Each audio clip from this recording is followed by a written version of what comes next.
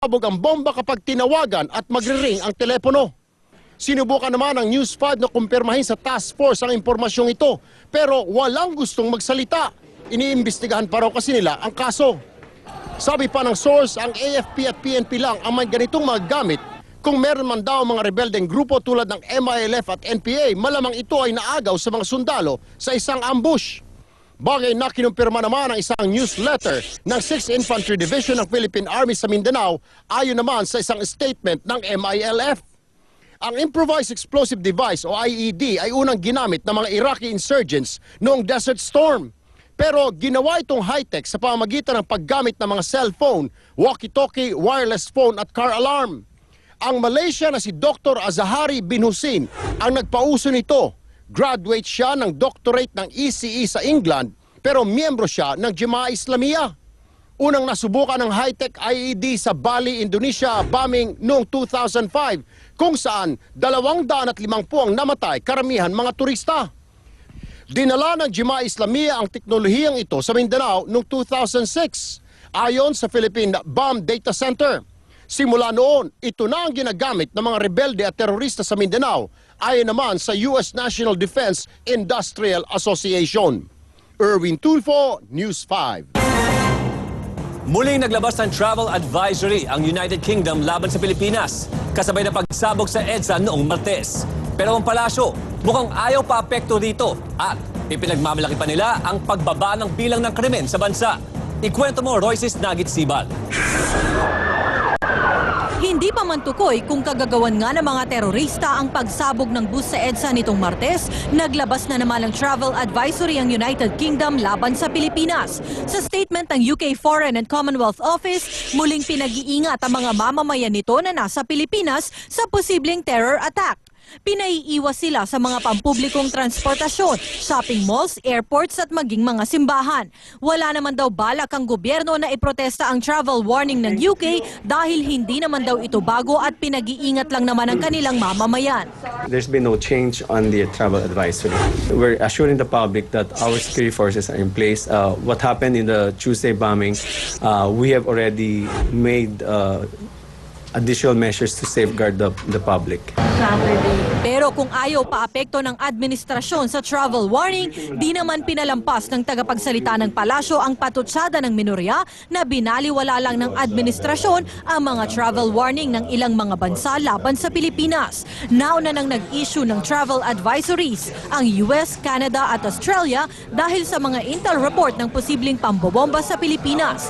Pero giit nila Sherda, kahit hilaw ang terror threat na natanggap ng gobyerno noong nakaraang taon, hindi nila ito minaliit at nagdagdag pangaraw sila ng seguridad. So hindi po kami natulog doon, and itong mga noisy minority, kung pwede lang sana, remember and review the past and stop politicizing also this issue. Hindi rin daw inutil ang administrasyong Aquino sa pagtugon sa kriminalidad. Kung tutuusin, sabi nila Sherda, bumaba ng higit 40% ang crime volume nitong 2010 kumpara noong 2009. Halos ganito rin daw kalaki ang ibinaba ng index crime sa buong bansa. Dahil dito, hindi na raw kailangan pang mag-appoint ng Pangulo ng Anti-Crime Czar para malutas sa mga kaso ng carnapping at maging ang pagsabog ng bus sa EDSA. Royces Nagit Sibal, News 5.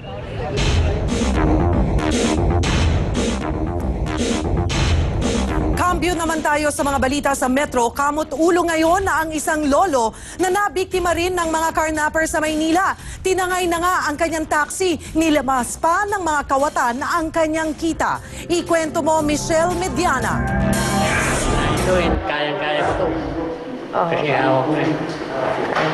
Hindi akalain ng 71 anyos sa taxi driver na si Mang Paulino Lumanta na hold-upper pala ang dalawang naisakay niya sa Maynila.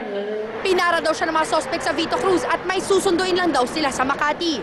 Pero pagdating sa Osmeña Highway, bigla umanong nagdeklara ng hold-up ang dalawa, sabay tutok ng patalim sa kanyang leeg at tagiliran. Yun na nga, pagdating, bumaba yung isa. Parada naman ko doon sa malayo sa pinto. Sabi, alis tayo. Galing bumaba, sabay hold up sa akin dito nung isa. Katabi ko. Nanlaban pa si Mang Paulino pero pinagbantaan siya ng mga sospek. Kasi hawak ko to eh. So yung isa ang pakatay sa akin. Nasugatan ang kamay ni Mang Paulino. Wala na siya nagawa kundi magparaya sa mga hold-upper. Natangay na makawatan ang mahigit 3,000 pisong kita niya at ang view sa taxi. Nag-iwan para mga sospek ng 50 pesos para sa pamasahe ni Mang Paulino. Inalarma na ang taxi at kasalukuyan itong pinaghahanap ng pulisya. Ito ay may pangalang Rapsa at may plakang UBE 103. Itawag lang daw sa 887-2484 kung sakaling mamataan ninyo ang taxi. Michelle Mediana, News 5. Ang susunod po naming balita ay ang tinatawag sa Ingles na crime of passion. Sa kalaboso, lumanding ang isang 80 anyos na lolo matapos niyang patayin sa saksak ang isang binata na halos apo na niya sa tuhod ang edad. Ang suspetsa ni lolo, kalaguyo ng binatilyo ang kanyang asawa na ang edad naman ay 79 anyos na. Ikwento mo, Sel Guevara. Mismong ang mga anak na ang nagsuko sa kanilang 80 anyos namang si Alfredo Dignos sa Pasay Police Station kaninang madaling araw. Sinaksak daw kasi ni Lolo Alfredo si Mark Marcoma dahil sa selos niya sa binata na umano'y karelasyon ng kanyang asawa. Hinala ni Dignos, trinaydor daw siya ng misis na si Lolita dahil sa bagay hindi niya maibigay. Wala nang ereksyon, ganun. Mahina na ako. Nakilala raw ni Aling Lolita ang 18 anyos na binata nang minsang magpahilot sa rito. Malanding yung lalaki dahil bata pa. Mas yung asawa ko malandi. Malandi rin kahit tanda na. Siyempre parang nagkasalpukan sila eh. Hindi naman naniniwala ang ama ng biktima na magagawang akitin ni Mark si Aling Lolita na kung tutuusin ay lola na ang turing niya. Ewan ko po kung anong dahilan kung bakit nagawa na yun sa parang apo niya na rin yun. Ayon pa sa ama, madalas daw nakainom ang matanda kaya siguro nagawa niyang patayin ang anak. Kaya naman panawagan ng ama ng biktima, hustisya. Masakit man sa kanilang kalooban, tinuturnover na nila dito ang kanilang tatay para daw mapagbayaran yung ginawa na pagpatay doon sa kanilang pamangkin. Kamag-anak din nila. Sel Guevara, News 5.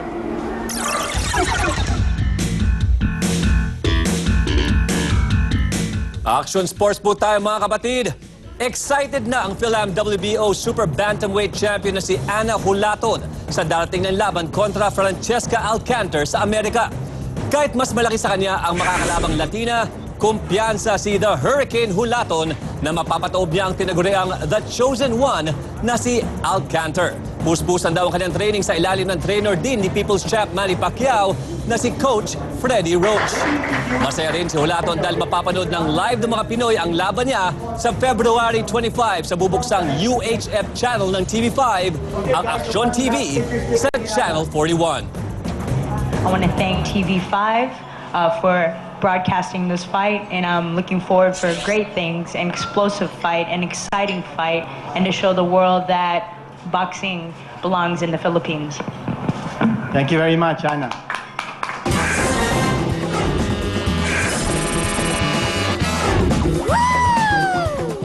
Sana'y magmaliw ang dati kong araw nang munti pang bata sa piling ni nanay. Merong 2 baby na bak gusto nyo buhatin. Huwag na pong magbalak. Di nyo kayang tiyak. Tingnan nyo. Sa zoo ng Germany, elephant umami, si Uli at Shawu, sinilang ni Mami. Parehong lalaking, babing malalaki, for sure ay madugo, pag-iring nangyari. Yung isa, medyo matagal lumabas, nakatulog yata. Sa iba'y walang takot, kapwa malilikot. Pagdedegit-gitan, pwesto'y makipot. Kaya po yung isa, instant milk ang sagot. Ilang timba kaya ang kayang maubos? May elephant pang kilabot sa kaso ng pandurupot.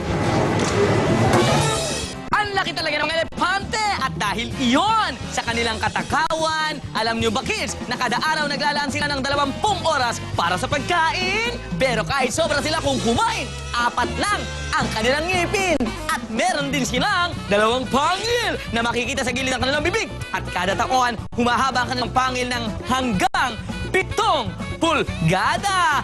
Alam Alam niyo mga kids, ang aking aral, ikaw man ay simbigat ng elepante, kung ikaw naman ay mabuti, magaan ka pa rin kasama pare. Pero sa pagkain, tiran mo naman kami, nagugutom din kami pare.